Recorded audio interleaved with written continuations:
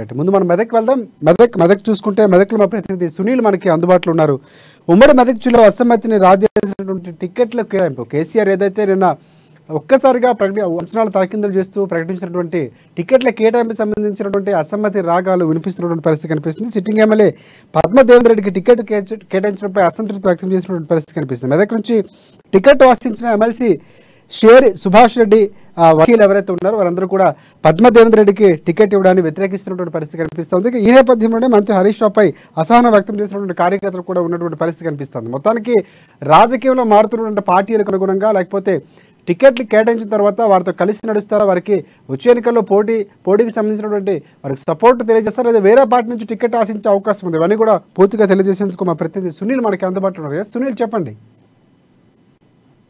అయితే బీఆర్ఎస్ అధినేత గులాబీ బాస్ సీఎం కేసీఆర్ అసెంబ్లీ ఎన్నికలకు సంబంధించి టికెట్ల కేటాయింపు ఏదైతే చేశారో తదనంతరం మెదక్ సంగారెడ్డి జిల్లాలో ఒక్కసారిగా ఆగ్రహ జ్వాలలు కానివ్వండి, లేదంటే నిరసన వ్యక్తం చేశారు ఎవరైతే ఆశావాహులు ఉన్నారో. అయితే మెదక్ లో చూసుకున్నట్లయితే సిట్టింగ్ ఎమ్మెల్యే పద్మదేవేందర్ రెడ్డికి మళ్ళీ టికెట్ కేటాయించారు. అయితే సీఎం కేసీఆర్ రాజకీయ సలహాదారుడు, అదేవిధంగా ఎమ్మెల్సీగా ఉన్నటువంటి షేర్ సుభాష్ రెడ్డి గత కొద్ది రోజులుగా తన ప్రత్యేక మండలాల వారీగా ఆయన కొన్ని వర్గాలను ఏర్పాటు చేసుకొని, అదేవిధంగా పార్టీలో కొందరు నాయకులను తన వైపు తిప్పుకొని ఆయన నియోజకవర్గంలో తిరుగుతా ఉన్నారు. తనకు ఎమ్మెల్యే టికెట్ రాబోతుంది, తను ఎమ్మెల్యేగా పోటీ చేస్తున్న మెదక్ నుంచి అని చెప్పి కూడా ఆయన ప్రకటించిన నేపథ్యం. అయితే ఒకసారిగా అందరి అంచనాలు తలకిందులు చేస్తూ సీఎం కేసీఆర్ సిట్టింగ్ లకే స్థానం ఇవ్వడం, మళ్ళీ టికెట్ ఇవ్వడంతో షేర్ సుభాష్ రెడ్డి వర్గం అయితే ఒక్కసారిగా మీడియా ముందుకు వచ్చి తమ ఆగ్రహాన్ని వ్యక్తం చేసిందని చెప్పవచ్చు. అయితే హవేలి ఘనాపూర్కి చెందినటువంటి ఎంపీపీ షేరి నారాయణ రెడ్డి, ఈయన షేరి సుభాష్ రెడ్డి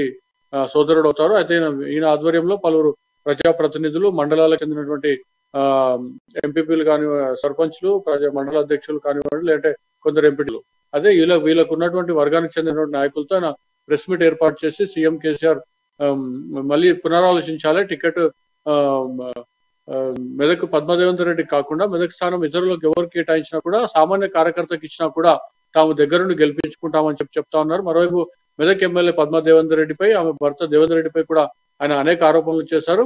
పద్మదేవేందర్ రెడ్డి కార్యకర్తలను లెక్క చేయదని చెప్పి తన ఇష్టారాజ్యంగా వ్యవహరిస్తుందని చెప్పి కూడా ఆయన ఆరోపించారు. అదేవిధంగా మెదక్ ఎమ్మెల్యేగా ఉన్నటువంటి పద్మదేవేందర్ రెడ్డి, ఆమె భర్త దేవేందర్ రెడ్డి కూడా అనేక అవినీతి ఆరోపణలు చేశారని చెప్పి కూడా ఒక్కసారిగా బీఆర్ఎస్ నేతలే బీఆర్ఎస్ ఎమ్మెల్యేపై ఆరోపణలు చేయడం ఒక్కసారిగా జిల్లాలో సంచలనంగా మారిందని చెప్పవచ్చు. మరోవైపు పనిలో పనిగా మంత్రి హరీష్ రావుపై కూడా వారు విమర్శలు గుప్పించినటువంటి పరిస్థితి.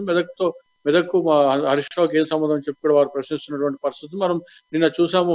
మల్కాజ్గిరి ఎమ్మెల్యే మైనంపల్లి హనుమంతరావు కూడా హరీష్ రావుని టార్గెట్ చేసి విమర్శలు చేసినప్పటికీ మరొక ముందు మళ్ళీ మెదక్ లో బీఆర్ఎస్ నేతలు కొందరు హరీష్ రావుని టార్గెట్ చేయడం కూడా జరిగినటువంటి అంశం ఉంది. మరోవైపు రేపు సీఎం కేసీఆర్ పర్యటన ఉన్న నేపథ్యంలో వీరు ఎట్లాంటి చర్యలు తీసుకుంటారో లేదా నిరసన వ్యక్తం చేస్తారో అనేది కూడా ఒకసారిగా వేచి చూడాల్సిన అంశంగా మారిపోయింది. ఒకసారి అది అక్కడ ఆ అంశం మనం అలా చూసినట్లయితే సంగారెడ్డిలో చూసుకున్నట్లయితే సంగారెడ్డి అసెంబ్లీ టికెట్ చింతా ప్రభాకర్ కు కేటాయించారు. ఈయన 2018 ఎన్నికల్లో కాంగ్రెస్ అభ్యర్థి జగ్గారెడ్డి చేతిలో ఓటమి పాలయ్యారు.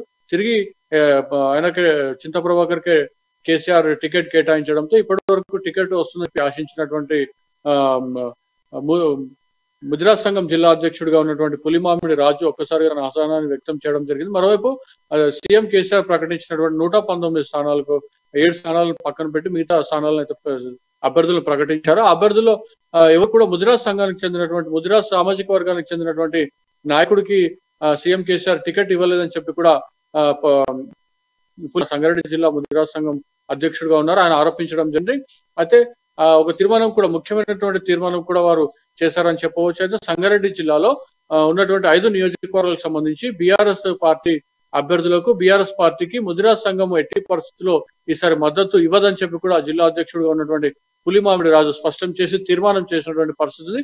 అదేవిధంగా ఈ తీర్మానం రాష్ట్ర అధ్యక్షుడు తో పాటు రాష్ట్ర కమిటీకి పంపిస్తున్నామని, త్వరలోనే రాష్ట్రంలో కూడా అన్ని నియోజకవర్గాలు ఇట్లాంటి నిర్ణయాలు రాబోతున్నట్టుగా కూడా ఆయన చెప్పడం జరిగింది. అయితే మనం ఈ అంశాన్ని చూసుకున్నట్లయితే ముదిరాజులు మొత్తానికి బీఆర్ఎస్ తో పక్కకు జరిగారా అని చెప్పి కూడా మనం చెప్పుకోవచ్చు. ఎందుకంటే జిల్లా అధ్యక్షుడు ప్రకటించారు, సంగారెడ్డి జిల్లా మటుకైతే మేము ముదిరాజులందరూ కూడా బీఆర్ఎస్ పార్టీ అభ్యర్థులు బీఆర్ఎస్ పార్టీకి ఈసారి మద్దతు ఇవ్వమని చెప్పారు. గత ఎన్నికల్లో మద్దతు ఇచ్చాము, కానీ ప్రస్తుతం ఎవరికి కూడా రాష్ట్ర వ్యాప్తంగా ఒకరికి కూడా ముదిరాజు సామాజిక వర్గం నుంచి టికెట్ ఇవ్వనందుకు మేము పక్కకు జరుగుతున్నాం, వారందరికీ కూడా మద్దతు ఇవ్వమని చెప్పారు. అయితే ఈ తీర్మానం రాష్ట్ర కమిటీకి పంపించాం. అక్కడ కూడా రాష్ట్ర కమిటీలో కూడా ఇదే తీర్మానం జరిగితే రాష్ట్ర వ్యాప్తంగా కూడా ముదిరాజులు బీఆర్ఎస్ పార్టీకి దూరం జరిగే అవకాశాలు లేవని కూడా మనం భావించవచ్చు.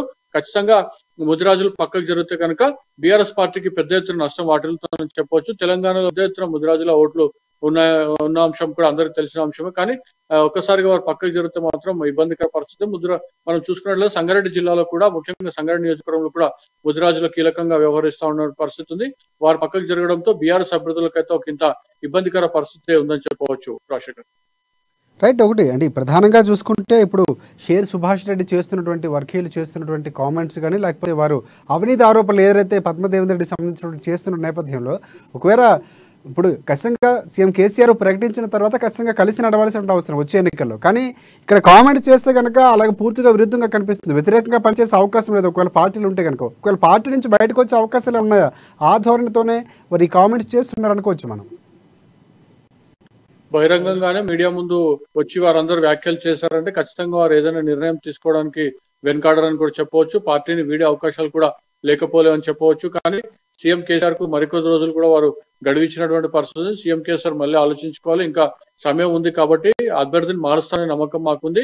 అభ్యర్థి మారుస్తే కనుక మేము పార్టీలోనే ఉండి పార్టీకి సేవ చేస్తాం, పార్టీ అభ్యర్థి గెలిపిస్తాం, పార్టీలో సామాన్య కార్యకర్తకి ఇచ్చినప్పటికీ కూడా తాము అభ్యర్థిని గెలిపించుకుంటాం తప్ప పద్మదేవేంద్ర రెడ్డికి ఎట్టి పరిస్థితుల్లో తాము మద్దతు ఇచ్చే ప్రసక్తి లేదని చెప్పి కూడా బహిరంగంగానే చెప్తున్నటువంటి పరిస్థితి. మరి రాబోయే కాలంలో సీఎం కేసీఆర్ పునరాలోచించుకుంటారా, లేదంటే పద్మదేవేంద్ర రెడ్డి అభ్యర్థిత్వాన్ని ఖాయం చేస్తారో? ప్రస్తుతం అయితే ఆమెకు టికెట్ కేటాయించారు. ఒకటి వాళ్ళు చెప్తున్నటువంటి ఏదైతే సుభాష్ రెడ్డి చెప్తున్న నేపథ్యంలో టికెట్ పునరాలోచన చేసే సమస్య అయితే లేదు, ఎందుకంటే క్లియర్ గా పార్టీ పెద్దగా ఉన్నటువంటి కేసీఆర్ చెప్పిన తర్వాత మార్చే అవకాశాలు మాత్రం ఉండవు. ఖచ్చితంగా ఒక ఫైనలైజ్ చేస్తూ చెప్పినటువంటి పరిస్థితి, సిట్టింగ్లకే ఇస్తామని చెప్పారు, దాదాపుగా సిట్టింగ్లకే వచ్చినటువంటి పరిస్థితి, అందులో మార్పు అయితే ఉండదు. ఒకవేళ నిర్ణయం మార్చుకోవాల్సి వస్తే షేర్ సుభాష్ రెడ్డి మార్చుకోవాల్సిన అవసరం ఉంది, కాబట్టి పార్టీ మారే ఆలోచన ఏమైనా ఉందనుకోవచ్చు మనం. అంటే పార్టీ మార్పుకు సంబంధించి అయితే వారు చెప్పలేదు, కేవలం వారు పార్టీ అభ్యర్థిని మారుస్తుంది, అభ్యర్థిని మార్చాలని మేము సూచించాము కాబట్టి మా మాటను ఆలకిస్తారు. ఖచ్చితంగా పార్టీ అభ్యర్థిని మారుస్తుంది, కొత్త అభ్యర్థిని ఇస్తారు కాబట్టి మేము వారికి మద్దతు ఇస్తామని చెప్పారు. పార్టీ అధిష్టానంలో నిర్ణయం మార్చుకోకపోతే, పార్టీ అభ్యర్థిని మార్చకపోతే మాత్రం వారు నిర్ణయం తీసుకునే అవకాశం అయితే స్పష్టంగా ఉంది. అయితే కొద్ది రోజులు వారు 3-4 రోజుల పాటు గడువు ఇచ్చారు. అందరం కూడా మళ్ళీ మీడియా ముందుకు వచ్చి తమ నిర్ణయాన్ని ప్రకటిస్తామని చెప్పి కూడా చెప్పడం జరిగింది.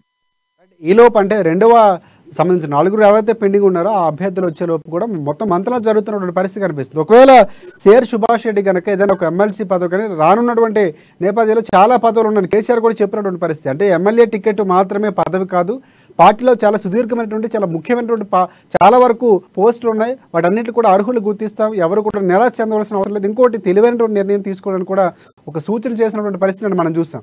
ఈ నేపథ్యంలో ఒకవేళ షేర్ సుభాష్ రెడ్డి కనుక వర్గీయులతో కనుక కేసీఆర్ సంబంధించినటువంటి వర్గీయులతో ఒకవేళ సంప్రదింపులు జరిగితే ఏదైనా పదవి ఇస్తే కనుక ఉండే అవకాశం ఉందనుకోవచ్చా, లేకపోతే పార్టీ మారే ఆలోచన ఈ 2 విధాలుగా మనం ఆలోచించే అవకాశం ఉందంటారా?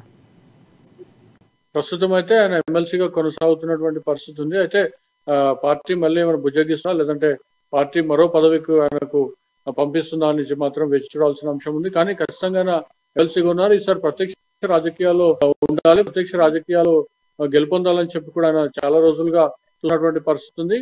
ఈ నేపథ్యంలో ఆయనకు టికెట్ రాకపోవడంతో ఆయన వర్గీయులైతే ఒకంత అసహనం వ్యక్తం చేస్తా ఉన్నారు. మొత్తానికైతే పార్టీ అభ్యర్థిని మార్చకపోతే అయితే వారి నిర్ణయం త్వరలోనే తెలియజేస్తామని చెప్పి కూడా చెప్పడం జరిగింది.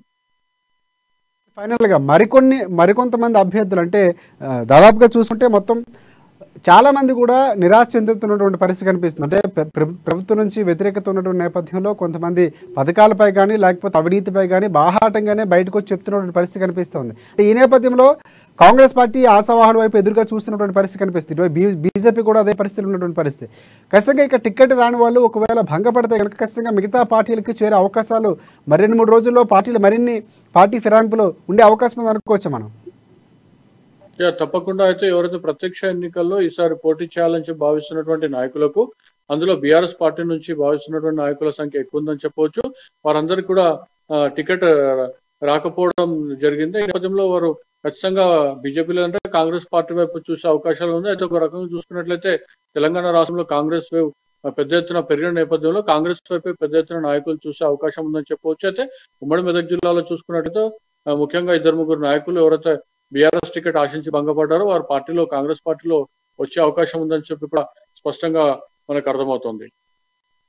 ఇంకోటి అంటే అక్కడ ఉన్నటువంటి ముదిరాజులు ఎవరైతే ఉన్నారో వారి యొక్క కులానికి సంబంధించినటువంటి వారికి సరైనటువంటి ప్రాధాన్యత కల్పించలేదని చెప్తున్నటువంటి పరిస్థితి. అంటే ఒక్కరికి కూడా సీట్ ఇవ్వలేదు, ఒక్కరికి అభ్యర్థిగా ప్రకటించినటువంటి పరిస్థితి ఉంది. అంటే మొత్తానికి ముందునే కూడా బీసీలకు అన్యాయం చేస్తున్నటువంటి పార్టీగా చెప్పినటువంటి పరిస్థితి కనిపిస్తుంది. వెలమలు 16% దాదాపుగా టికెట్లు ఇచ్చినటువంటి పరిస్థితి కనిపిస్తుంది. అంటే 6% ఉన్నటువంటి బీసీలకి 16% టికెట్లు ఇచ్చారు. అలాగే రెడ్డి సామాజిక వర్గానికి కూడా దాదాపుగా 30% వరకు సీట్లు ఇచ్చినటువంటి పరిస్థితి కనిపిస్తుంది. అంటే మొత్తాన్ని చూసుకుంటే బీసీలు దాదాపుగా 70%, 60% ఉన్నటువంటి బీసీలకు అన్యాయం జరిగిందని కూడా బాహాటంగానే బీసీకి సంబంధించినటువంటి అధ్యక్షులు, నాయకులు బయటకు వచ్చి చెప్తున్నటువంటి పరిస్థితి కనిపిస్తుంది. ఈ ప్రభావం ఖచ్చితంగా ఉండే అవకాశం ఉందంటారు ఎలక్షన్స్ పైన.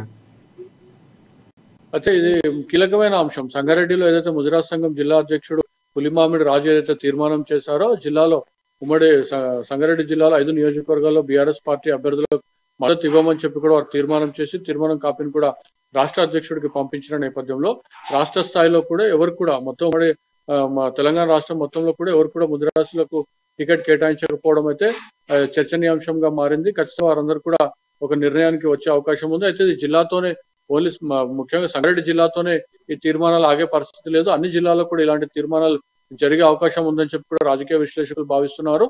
వారు కనుక తీర్మానాలు చేసి బీఆర్ఎస్ పార్టీకి కనుక దూరంగా ఉంటే ఖచ్చితంగా రాబోయే అసెంబ్లీ ఎన్నికల్లో బీఆర్ఎస్ పార్టీకి పెద్ద ఎత్తున నష్టం వాటిల్లుతుందని చెప్పి కూడా రాజకీయ విశ్లేషకులు భావిస్తున్నటువంటి పరిస్థితి ఉంది.